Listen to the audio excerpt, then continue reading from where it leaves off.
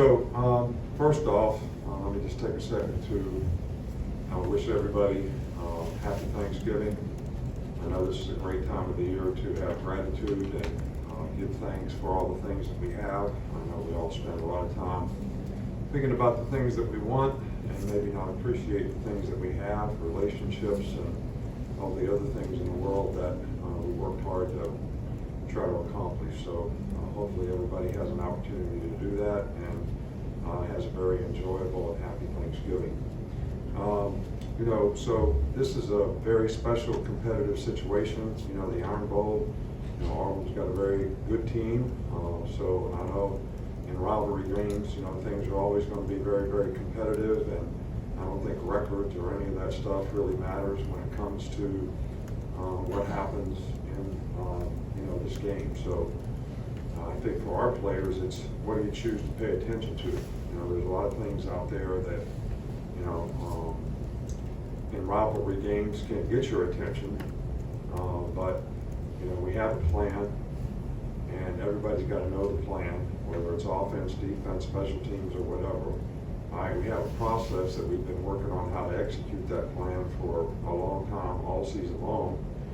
So hopefully we want to focus on the process of what we got to do to execute it, and then we got to have a sense of purpose for why is it important, to be able to have an opportunity to be successful in that game, so that we can stay focused on the right stuff. So that's kind of my message to the guys, and that's what I'd like for them to stay focused on. And because at the end of the day, it's going to be kind of what happens on the field. And I think it's always been in this game.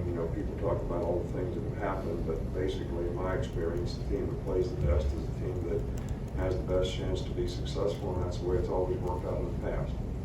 We'll start here with Charlie. Yeah, hey Coach, just quickly, do you have an update on how Deontay Lawson and Jalen Key have progressed? Yeah, they both practiced, quite a bit this week, and I'll just see how they continue to progress. Nick?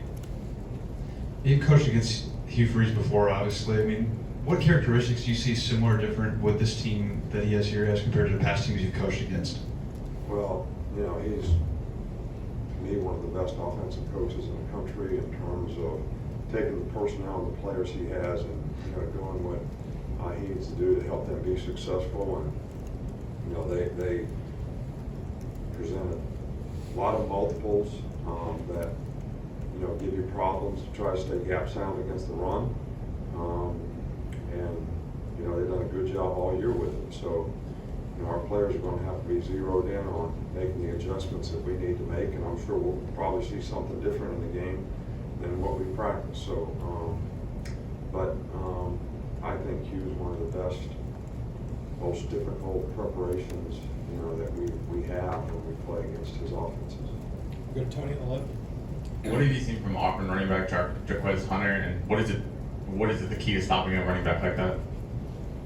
Well, first of all, it's a little bit of what I just said about staying in the right places and adjusting correctly to the formations and motions and adjustments and unbalanced and all that kind of stuff. But this guy runs hard. He's physical. He's hard to tackle. Good tackling is really important. Playing good defense anytime. So being gap sound, everybody doing their job, playing disciplined responsibility football, and doing a good job of tackling, but won't get more than one guy to the ball, so we can clean up the tackles and not let this guy get yards after contact. Finish up here with Brian. Coach, with Thanksgiving tomorrow, what is the logistical thing that you guys do? Is it like a 2-hour radius you let guys go? How does that work? And obviously you'll be eating Thanksgiving. What's the go-to meal for you? What do you go for? Well, we move everything up an hour tomorrow, so that the players that live in a 2-hour radius, will be done at 4:30ish, and they got a chance to go home and have Thanksgiving with their family, take other players if they want. The coaches, including Ms. Terry and I, have players who don't have a place to go. We have them over to our house, so I think we have about 15 players to our house to join our family for Thanksgiving. And then, we come back.